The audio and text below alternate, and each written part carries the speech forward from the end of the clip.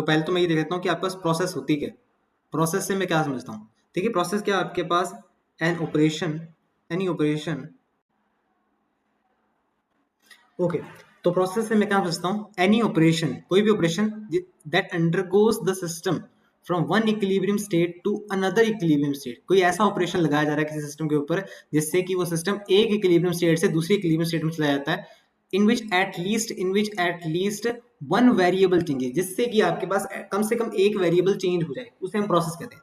देखिए मैं इसका एग्जांपल बताता हूँ, जैसे आपको फर्स्ट इसके अंदर प्रोसेस जैसे आइसोथर्मल प्रोसेस, ओके। तो आइसोथर्मल प्रोसेस से हम क्या समझते हैं, आइसो मींस सेम और thermal means temperature, okay. So when the temperature is same, okay, तो जब आपके पास टी कांस्टेंट होगा, टी कांस्टेंट होगा और मतलब कि dt आपके पास क्या होगा, जीरो होगा। तो आइए देखते हैं इसकी इक्वेशन ऑफ स्टेट क्या होगी, और यहाँ पर आपके पास वर्क डन कितना होगा, यहाँ पर इंटरनल एनर्जी कितनी होगी, और आपके पास हीट एक्सचेंज कितना होगा, ठीक है। तो आइए देखते हैं इसके अंदर वन बाय वन। अब क्योंकि मैं जैसे कह रहा हूँ कि आइसोथर्मल प्रोसेस में आपके पास क्या टेम्परेचर कांस्टेंट है for the ideal gas, ideal gas की इक्वेशन अब जानते हैं। आइडियल गैस की equation PV is equal to nRT, ठीक है। PV is equal to nRT, PV is equal to nRT। N आपके पास number of moles, R Rydberg constant, और टी आपके पास टेम्परेचर कांस्टेंट दे रखा है। तो मतलब कि यहाँ पर क्या होगा, जब हम एक इक्विलिब्रियम स्टेट से दूसरे इक्विलिब्रियम स्टेट में जाएंगे, जहां पर कि आपके पास पहली इक्विलिब्रियम स्टेट में तो आपके पास प्रेशर P1 है, दूसरी में P2 है, और पहली में V1 है, दूसरी में V2 है, तो हम ऐसे लिख सकते हैं P1 V1 is equal to P2 V2, okay. अब हमारे पास फर्स्ट लॉ ऑफ थर्मोडायनेमिक्स के हिसाब से, first law of thermodynamics, first law of thermodynamics हमारे पास क्या है, del Q is equal to del U plus del W, okay. ये चीज है आपके पास। अब देखिए इंटरनल एनर्जी जो आपके पास होती है वो आपके पास टी और वी का फंक्शन होता है। अगर इसका मैं टोटल डेरिवेटिव देखूं तो आपके पास क्या आएगा, curl U by curl T D T plus curl U by curl V D V, okay. Now अब यहाँ पर क्या है आपके पास, क्योंकि टेम्परेचर आपके पास कांस्टेंट है, ठीक है, तो ये टर्म आपके पास क्या हो जाएगी, जीरो हो जाएगी।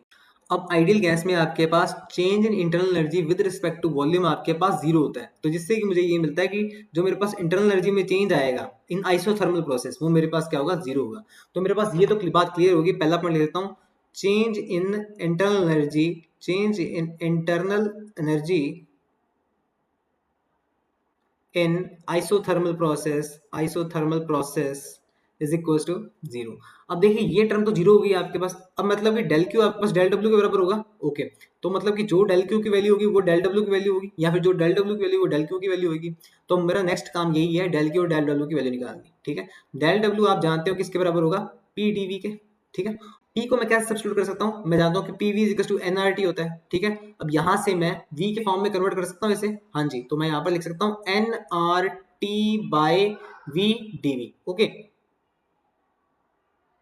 Del W.